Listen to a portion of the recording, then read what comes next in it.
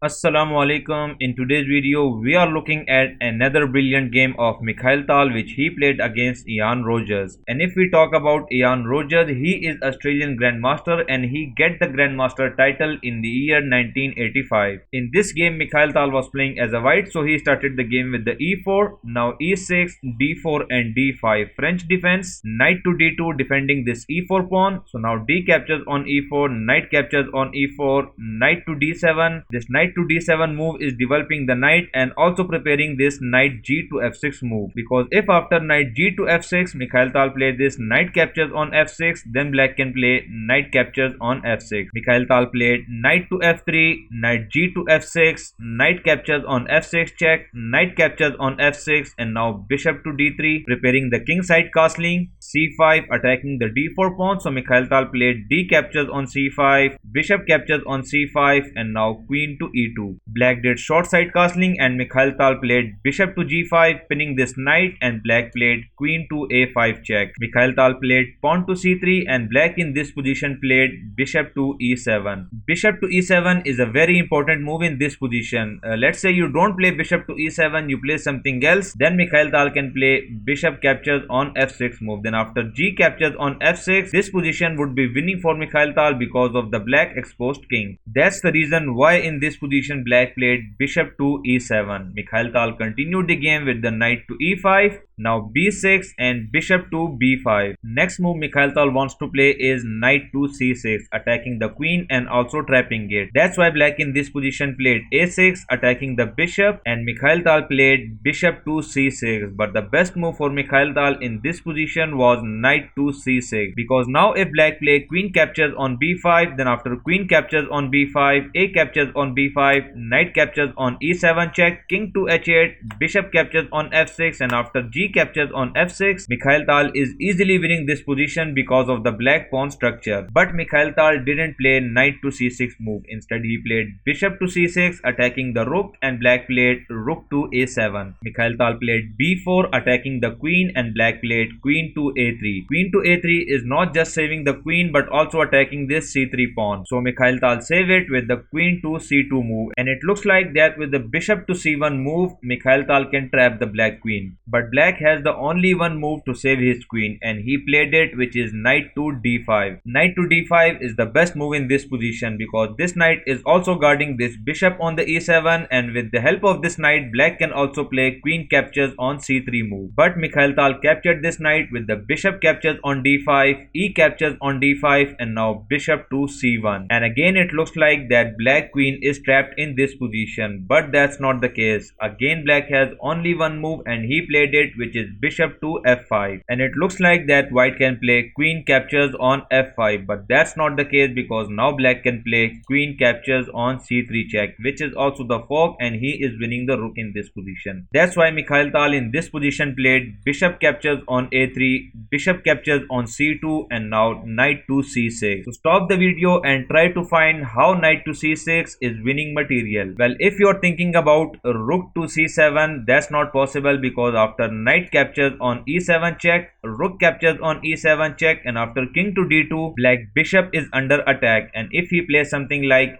bishop to a4, then Mikhail Tal can play b5, and he is easily winning the exchange in this position. That's why in this position black played bishop to f6. He was thinking that Mikhail Tal would play knight captures on a7, then after bishop captures on c3 check, he can win his rook back. So Mikhail Tal continued the game with the knight captures on a7, bishop captures on c3 check, king to e2, and now it looks like that black can easily capture this rook, but that's not the case because if black played bishop captures on a1, then Mikhail Tal can play rook captures on a1, and he is winning this position because of this extra knight. That's the reason why black didn't capture the rook. Instead he played rook to e8 check, now king to f3, rook to e6, rook h to c1 attacking the both bishops. So black first played bishop to e4 check, king to e2, now d4, and after f3 black resigned in this position. The reason is very simple. If you're thinking about bishop captures on a1, then rook to c8 check, and after rook to e8, rook captures on e8 is a checkmate. So let's say if in this position you play